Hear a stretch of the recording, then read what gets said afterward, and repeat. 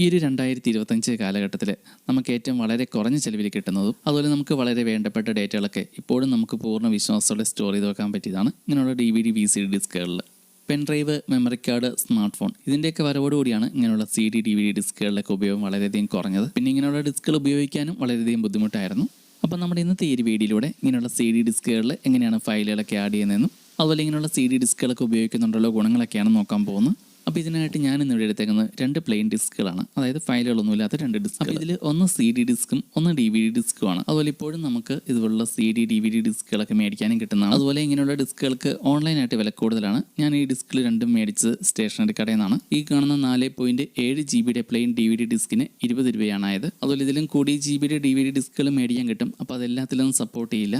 അപ്പോൾ ഇത്രയും കുറഞ്ഞ ചിലവിൽ 4.7 GB സ്റ്റോറേജ് സ്പേസ് കിട്ടുന്ന വേറൊരു സാധനം എൻ്റെ അറിവിൽ കിട്ടാനില്ല. പിന്നെ ഞാനിവിടെ വാങ്ങിയേക്കുന്നത് 700 MB ഈ ഒരു CD ഡിസ്ക്കാണ്. ഈ ഒരു ഡിസ്കിന് 15 രൂപയാണ്. പണ്ട് കാലങ്ങളിൽ മിക്ക വീടുകളിലും VCD പ്ലെയർ ഒക്കെ ആയിരുന്നു ഉണ്ടായിരുന്നത്. അപ്പോൾ അതിൽ DVD ഡിസ്കുകൾ സപ്പോർട്ട് ചെയ്യില്ല. അപ്പോൾ അതിലൊക്കെ ഉപയോഗിക്കാനാണ് ഇങ്ങനെയുള്ള CD ഡിസ്കുകളൊക്കെ ഉപയോഗിച്ചിരുന്നത്. അതുപോലെ DVD പ്ലെയറിന് വിലയും കൂടുതലായിരുന്നു. അതുകൊണ്ടൊക്കെയാണ് മിക്കവരും VCD പ്ലെയറൊക്കെ മേടിച്ച് ഉപയോഗിച്ചിരുന്നത്. അപ്പോൾ VCD പ്ലെയറിൽ വർക്ക് ചെയ്യണമെങ്കിൽ ഇങ്ങനെയുള്ള CD ഡിസ്കുകളാണ് ഉപയോഗിക്കാൻ പറ്റുള്ളൂ. അതുപോലെ ഇങ്ങനെയുള്ള ഡിസ്കുകളിൽ മറ്റൊരു പ്രത്യേകതയാണ്, ഇതിലെന്തെങ്കിലും ഫയലൊക്കെ ഉണ്ടോ നമുക്ക് ഈ ഒരു ഡിസ്ക് പ്ലെയറിലൊന്നും ഇട്ട് നോക്കാതെ അറിയാൻ പറ്റും. ഇപ്പോൾ ഈ ഒരു CD ഞാനിവിടെ നേരത്തെ റൈറ്റ് ചെയ്തെടുത്താണ്. ഈ ഒരു ഡിസ്കിൻ്റെ സെൻട്രലായിട്ട് റൗണ്ട് പോലെ കാണാം. ഈ ഒരു CD ഞാനിപ്പോൾ 1.5 GB ഉള്ളൊരു ഫയലാണ് ഞാനിപ്പോൾ റൈറ്റ് ചെയ്തേക്കുന്നത്.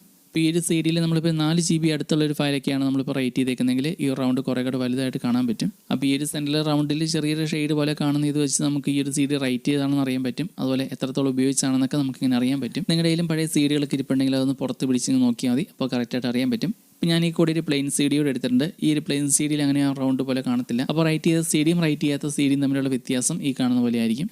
പിന്നെ ഇങ്ങനെയുള്ള ഡിസ്കുകളും പെൻഡ്രൈവിലും തമ്മിൽ കമ്പയർ ചെയ്യുമ്പോൾ പെൻഡ്രൈവ് ആകുമ്പോൾ നമുക്ക് ഉപയോഗിക്കാൻ വളരെ എളുപ്പം. പെൻഡ്രൈവിലാകുമ്പോൾ നമുക്ക് എന്തെങ്കിലും ഒരു ഫയൽ ആഡ് ചെയ്യാനോ അല്ലെങ്കിൽ അതിലൊരു ഫയൽ നീക്കം ചെയ്യാനോ അല്ലെങ്കിൽ കോപ്പി ചെയ്യാനോ ഇതിനെല്ലാം നമുക്ക് വളരെ വേഗം ചെയ്യാൻ കഴിയും. അതുപോലെ ഒട്ടുമിക്ക എല്ലാ ഉപകരണങ്ങളും നമുക്ക് പെൻഡ്രൈവ് കണക്ട് ചെയ്യാനുള്ള ഓപ്ഷനുണ്ട്.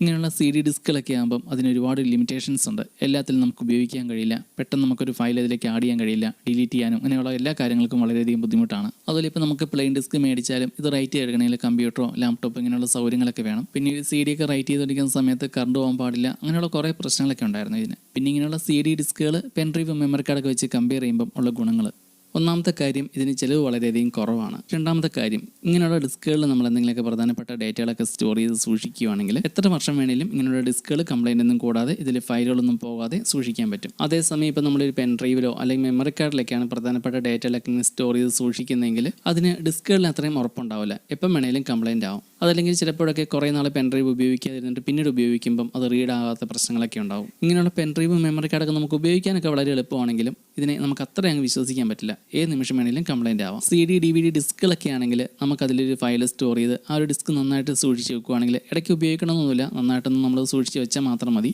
എത്ര വർഷങ്ങൾ വേണമെങ്കിലും ഈ ഒരു ഡിസ്ക് കംപ്ലൈൻ്റ് ആകാതിരിക്കും. ഇനി നമുക്ക് ഇങ്ങനെയുള്ള CD-കളിലേക്ക് നമുക്ക് ഫയലുകളൊക്കെ ആഡ് ചെയ്യണമെങ്കിൽ, അതായത് CD റൈറ്റ് ചെയ്യണമെങ്കിൽ CD റൈറ്റർ വേണം. അപ്പോൾ ഇങ്ങനെയുള്ള പലതരത്തിലുള്ള CD റൈറ്ററുകൾ കിട്ടും. USB-യിലൊക്കെ വർക്ക് ചെയ്യുന്ന CD റൈറ്ററുകളൊക്കെ ഉണ്ട്. അപ്പോൾ ഇങ്ങനെയുള്ള CD റൈറ്റർ ഉണ്ടെങ്കിൽ മാത്രമാണ് നമുക്ക് ഡിസ്കുകളിലേക്ക് ഫയലുകളൊക്കെ ആഡ് ചെയ്യാൻ പറ്റുള്ളൂ. അതുപോലെ കുറച്ച് വർഷങ്ങൾക്ക് മുമ്പ് വരെയുള്ള ലാപ്ടോപ്പുകളിലും ഇൻബിൽറ്റ് ആയിട്ട് CD ഡ്രൈവറൊക്കെ ഉണ്ടായിരുന്നു.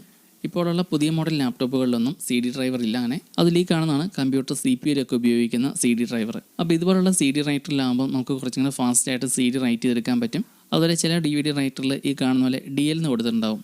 അപ്പോൾ ഇങ്ങനെയുള്ള ഡ്രൈവറുകളിലാണ് ഡബിൾ ലെയർ ഡിസ്കുകളൊക്കെ വർക്ക് ചെയ്യുന്നത്. 8.5 GB ഡബിൾ ലെയർ ഡിസ്കുകളൊക്കെ മേടിക്കാൻ കിട്ടും. അപ്പോൾ അങ്ങനെയുള്ള ഡിസ്കുകളൊക്കെ റൈറ്റ് ചെയ്യണമെങ്കിലോ അതിനൊക്കെ നമുക്ക് ഇങ്ങനെയുള്ള DL സപ്പോർട്ട് ചെയ്യുന്ന, അതായത് ഡബിൾ ലെയർ ഡിസ്കുകൾ സപ്പോർട്ട് ചെയ്യുന്ന ഇതുപോലുള്ള ഡ്രൈവറുകൾ ഉപയോഗിക്കണം. പിന്നെ ഈ കാണുന്നതാണ് ഈ ഒരു ഡ്രൈവറിൻ്റെ ഉൾവശം.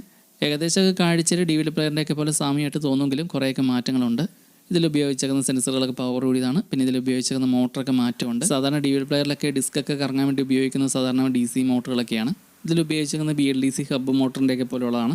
അപ്പോൾ ഇനി അടുത്തതായിട്ട് എങ്ങനെയാണ് പ്ലെയിൻ ഡിസ്കിലേക്ക് ഫയലുകളൊക്കെ ആഡ് ചെയ്ത് അത് റൈറ്റ് ചെയ്തെടുക്കണമെന്ന് കാണിച്ചു തരാം. അപ്പോൾ ഈ ഒരു ഡിസ്ക് ഞാനിവിടെ റൈറ്റ് ചെയ്തെടുക്കാൻ വേണ്ടിയിട്ട് വേറെ ഒന്നും ഉപയോഗിക്കുന്നില്ല. ഒരു ലാപ്ടോപ്പ് മാത്രം മതി നമുക്ക്. Windows 10 ഒക്കെ ആണെങ്കിൽ നമുക്ക് വേറെ സോഫ്റ്റ്വെയറുകളൊന്നും ഉപയോഗിക്കേണ്ട, ലാപ്പ് മാത്രം മതി. അപ്പോൾ ഞാനിന്നിവിടെ 4.7 GB ഒരു പ്ലെയിൻ ഡിസ്കിലേക്ക് ഒരു വെഡിങ് വീഡിയോ ആണ് റൈറ്റ് ചെയ്തെടുക്കാൻ പോകുന്നത്. അപ്പോൾ ഇതുപോലെ DVD ഡ്രൈവറുള്ള ലാപ്ടോപ്പ് ആണെങ്കിലാണ് പറ്റുള്ളൂ. അതല്ലെങ്കിൽ USB-യിൽ വർക്ക് ചെയ്യുന്ന എക്സ്റ്റേണൽ CD ഡ്രൈവറൊക്കെ മേടിക്കാനും കിട്ടും. അങ്ങനെ ഇപ്പോൾ ഞാനിപ്പോൾ ഇതിലേക്ക് പ്ലെയിൻ ഡിസ്ക് ഇട്ടിട്ടുണ്ട്. ഡിസ്ക് ഇട്ട് കഴിഞ്ഞ് ദിസ് PC ഓപ്പൺ ചെയ്യുക. അപ്പോൾ അതിൽ ഈ കാണുന്ന പോലെ DVD ഡ്രൈവർ ഓപ്പൺ ആയി കാണും. ഇതിലിപ്പോൾ ഈ ഒരു ഡിസ്കിൻ്റെ സൈസ് കാണിക്കുന്നുണ്ട്. 4.38 GB ആണ് നമുക്കിതിൽ ഉപയോഗിക്കാൻ പറ്റുള്ളൂ. ഇനി അടുത്തായിട്ട് ഈ ഒരു ഡിസ്കിൻ്റെ ഇതൊന്ന് ഓപ്പൺ ചെയ്യുക. അപ്പോൾ ഈ കാണുന്ന പോലെ നോട്ടിഫിക്കേഷൻ വരും. ഇപ്പോൾ ഇവിടെ നമുക്ക് നെയിം ചേഞ്ച് ചെയ്ത് കൊടുക്കാം. ഇപ്പോൾ നെയിമിൻ്റെ ഇവിടെ ഞാനിപ്പോൾ നമ്മുടെ ചാനലിൻ്റെ പേരാണ് കൊടുക്കുന്നത്. അപ്പോൾ ഇവിടെ പ്രത്യേകിച്ചും ചെയ്തില്ലെങ്കിലും കുഴപ്പമൊന്നുമില്ല. ഇനി അടുത്തായിട്ട് ഈ രണ്ടാമത്തെ ഓപ്ഷൻ തന്നെ സെലക്ട് ചെയ്തിടുക. എന്നിട്ട് നെക്സ്റ്റ് അടിച്ചാൽ മതി. അപ്പോൾ ഇതുപോലെ ഒരു വിൻഡോ ആയിരിക്കും വരുന്നത്. അപ്പോൾ ഇതിലേക്ക് നമുക്ക് 4 GB താഴെ നിൽക്കുന്ന ഫയലുകൾ കോപ്പി ചെയ്ത് ആഡ് ചെയ്താൽ മതി. അതുപോലെ നമ്മളിങ്ങനെ CD റൈറ്റ് ചെയ്യുന്ന സമയത്ത് നമുക്ക് ഇതിലേക്ക് പാട്ടും ഫോട്ടോസും വീഡിയോസും എല്ലാം കൂടെ മിക്സ് ചെയ്ത് നമുക്ക് റൈറ്റ് ചെയ്തെടുക്കാം. അതല്ലെങ്കിൽ നമുക്ക് ഓരോന്നായിട്ടും ചെയ്തെടുക്കാം. ഒന്നുകൂടെ നല്ലത് ഏതെങ്കിലും ഒന്ന് മാത്രം ചെയ്യുന്നതായിരിക്കും. നമ്മൾ വീഡിയോ ഫയലുള്ള ഒരു CD ആണ് നമ്മൾ റൈറ്റ് ചെയ്യണമെങ്കിൽ അതിനകത്ത് വീഡിയോ ഫയലുകൾ മാത്രം ഉൾക്കൊള്ളിക്കുക. MP3 ഫയലുകളൊക്കെ ആണെങ്കിൽ അതിന് മാത്രമായിട്ട് വേറൊരു സെപ്പറേറ്റ് ഡിസ്ക് ഉപയോഗിക്കുക. അങ്ങനെ ചെയ്യാൻ കുറച്ചും കൂടെ നല്ലതായിരിക്കും. അപ്പോൾ ഈ ഒരു ഡിസ്കിലേക്ക് ഞാനിപ്പോൾ ഒരു വെഡിങ് വീഡിയോ ഡ്രാഗ് ചെയ്ത് ആഡ് ചെയ്തിട്ടുണ്ട്. ഇനി അടുത്തായിട്ട് ചെയ്യേണ്ടത് മൗസിൽ റൈറ്റ് ക്ലിക്ക് ചെയ്യുക. ഇപ്പം വരുന്ന ഓപ്ഷൻസിൽ ബേൺ ടു ഡിസ്ക് ഈ ഒരു ഓപ്ഷൻ സെലക്ട് ചെയ്യുക. അപ്പോൾ അടുത്തായിട്ട് വരുന്നത് ഈ കാണുന്ന പോലത്തെ ഒരു വിൻഡോ ആയിരിക്കും. അപ്പോൾ ഇതിൽ നമുക്ക് റെക്കോർഡിംഗ് സ്പീഡ് നമുക്ക് സെലക്ട് ചെയ്ത് കൊടുക്കാനുള്ള ഓപ്ഷൻ ഉണ്ട്. അപ്പോൾ ഇതിലിപ്പോൾ മാക്സിമം സ്പീഡ് 8H ആണ്. അപ്പോൾ അത് സെലക്ട് ചെയ്ത് കൊടുക്കുന്നു. പിന്നെ അടുത്തായിട്ട് നെക്സ്റ്റ് സെലക്ട് ചെയ്താൽ മതി. CPU ഉപയോഗിക്കുന്ന CD റൈറ്റർ ആണെങ്കിൽ അതിൽ നമുക്ക് 16H സ്പീഡിൽ വരെ നമുക്ക് CD റൈറ്റ് ചെയ്തെടുക്കാൻ പറ്റും. ഇനിയുള്ളത് കുറച്ച് സമയം എടുക്കുന്ന പരിപാടിയാണ്. നമുക്ക് വേറെ ഒന്നും ചെയ്യാനൊന്നുമില്ല. അപ്പോൾ ഇതുപോലെ ഡിസ്ക് റൈറ്റ് ചെയ്തുകൊണ്ടിരിക്കുന്ന സമയത്ത് ഡിസ്ക് ഊരാൻ നോക്കരുത്. അതുപോലെ ഇത് കംപ്ലീറ്റ് ആകുന്നതിന് മുമ്പ് വേറെ പ്രവർത്തനങ്ങളൊന്നും ചെയ്യാതിരിക്കുക. അതുപോലെ ലാപ്ടോപ്പിലാണ് നമ്മളിങ്ങനെ ഡിസ്ക് റൈറ്റ് ചെയ്യുന്നതെങ്കിൽ ലാപ്ടോപ്പിന് ചാർജറോട് കണക്ട് ചെയ്തുകൊണ്ട് ചെയ്യുക. അതുപോലെ കമ്പ്യൂട്ടറിൽ ഇതുപോലെ ഡിസ്ക് റൈറ്റ് ചെയ്തുകൊണ്ടിരിക്കുന്ന സമയത്ത് ഇടയ്ക്ക് കറണ്ട് പോയിട്ടുണ്ടെങ്കിൽ UPS ഒക്കെ ഉണ്ടെങ്കിൽ പോലും ചില ഡിസ്കുകളൊക്കെ എററായി പോകാറുണ്ട്. അപ്പോൾ ഇനി ഇത് കംപ്ലീറ്റ് ആകുന്നവരെ വെയിറ്റ് ചെയ്യും. അപ്പോൾ ഈ ഒരു ഡിസ്ക് നമുക്ക് ഇവിടെ റൈറ്റ് ചെയ്തെടുക്കാൻ ഏകദേശം ഒരു 5 മിനിറ്റ് താഴെയാണ് സമയമായുള്ളൂ. ഇനി അടുത്ത് നമുക്ക് ഈ കാണുന്ന ഈ വിൻഡോയിൽ ഫിനിഷ് കൊടുത്താൽ മതി. മുകളിൽ കാണുന്ന ഒരു കോളത്തിൽ ടിക്ക് ചെയ്യുകയാണെങ്കിൽ നമുക്ക് ഈ ഒരു CDയുടെ സെയിം കോപ്പി നമുക്ക് വീണ്ടും എടുക്കാൻ പറ്റും. അതുപോലെ ഡിസ്ക് റൈറ്റ് ചെയ്ത് കംപ്ലീറ്റ് ആയി കഴിയുമ്പോൾ ഓട്ടോമാറ്റിക്കായിട്ട് ഡിസ്ക് ഓപ്പൺ ആയിട്ടും വരും. അപ്പോൾ നമ്മൾ ഇവിടെ റൈറ്റ് ചെയ്തെടുത്ത് ഈ ഒരു ഡിസ്ക് എടുത്ത് ചെക്ക് ചെയ്ത് നോക്കാം. അതിൽ ഈ ഡിസ്കിൽ കറക്റ്റായിട്ട് ഇപ്പോൾ നമ്മൾ റൈറ്റ് ചെയ്തേക്കുന്നതിൻ്റെ മാർക്കിംഗ് പോലെ വന്നിട്ടുണ്ട്, സെൻറ്ററിൽ ചെറിയ റൗണ്ട് പോലെ. അപ്പോൾ ഇതുപോലെ ഡിസ്ക് റൈറ്റ് ചെയ്തെടുക്കാൻ വളരെ എളുപ്പമാണ്. അപ്പോൾ നമുക്ക് വളരെ പ്രധാനപ്പെട്ട ഡേറ്റകളൊക്കെ ഇതുപോലെ CD DVD ഡിസ്കുകളിലേക്ക് ആക്കി വെക്കുകയാണെങ്കിൽ ഒരിക്കലും നമ്മുടെ കയ്യിൽ നിന്ന് നഷ്ടപ്പെട്ടു പോകില്ല. ഇനി വളരെ പ്രധാനപ്പെട്ട ഡേറ്റകളൊക്കെ ആണെങ്കിൽ 2 ഡിസ്കിൽ കോപ്പി ചെയ്ത് വെക്കുക. അപ്പോൾ ഇനി അടുത്തായിട്ട് നമ്മളിപ്പോൾ റൈറ്റ് ചെയ്തെടുത്തേക്കുന്ന ഈ ഒരു ഡിസ്ക് നമുക്കൊന്ന് ഇട്ടൊന്ന് പ്ലേ ചെയ്ത് നോക്കാം ഇത് വർക്ക് ആവുമോ എന്ന് അറിയാനായിട്ട്. അപ്പോൾ നമ്മളിവിടെ റൈറ്റ് ചെയ്തെടുത്തേക്കുന്ന ഈ ഒരു ഡിസ്ക് ഇത് ഓക്കെ ആയിട്ടുണ്ട്. ഇത് നമുക്കൊന്ന് പ്ലേ ചെയ്ത് കൂടി നോക്കാം. ഇതെൻ്റെ കസിൻ ചേട്ടൻ്റെ വെഡിങ് വീഡിയോ ആയിരുന്നു. അപ്പോൾ ഒരു CD റൈറ്റ് ചെയ്യാനുള്ള പണി ഇത്രയേ ഉള്ളൂ, വളരെ എളുപ്പമാണ്. അതുപോലെ നമ്മുടെ ഫയലുകളെല്ലാം CD-യിലാക്കിയത് കൊണ്ട് മാത്രം കാര്യമില്ല, ഈ ഒരു CD നമ്മൾ നന്നായിട്ട് സൂക്ഷിച്ചു കൂടി വെക്കണം. അപ്പോൾ നല്ല ഫോം ഷീറ്റുള്ള കവറുകളിലൊക്കെ സൂക്ഷിച്ച് വെക്കുകയാണെങ്കിൽ CDക്ക് വേറെ ഡാമേജുകളൊന്നും വരില്ല. ഡിസ്കിൻ്റെ ഫ്രണ്ട് സൈഡിലും ബാക്ക് സൈഡിലും ഫോം ഷീറ്റുള്ള കവറുകളിൽ സൂക്ഷിക്കുകയാണെങ്കിൽ ഒന്നുകൂടി നല്ലതായിരിക്കും. അതുപോലെ ഇങ്ങനെയുള്ള ഡിസ്കുകളിലൊക്കെ ഉപയോഗം കുറഞ്ഞതോടെ ഒരുപാട് പേരുടെ തൊഴിലും ഇല്ലാതായതാണ്. പണ്ടൊക്കെ മിക്ക സ്ഥലങ്ങളിലും സിനിമ CDയും അതുപോലെ പാട്ടിൻ്റെയൊക്കെ CD റെൻറ്റിന് കൊടുക്കുന്ന ഒരുപാട് ഷോപ്പുകളൊക്കെ ഉണ്ടായിരുന്നു. അപ്പോൾ പേരിന് പോലും ഒന്നും കാണാനില്ല. അതുപോലെ സ്റ്റുഡിയോക്കാരും ഇങ്ങനെയുള്ള CDകളിലൊക്കെ കല്യാണ വീഡിയോസൊക്കെ ചെയ്ത് കൊടുത്തിരുന്ന കാലം ഉണ്ടായിരുന്നു.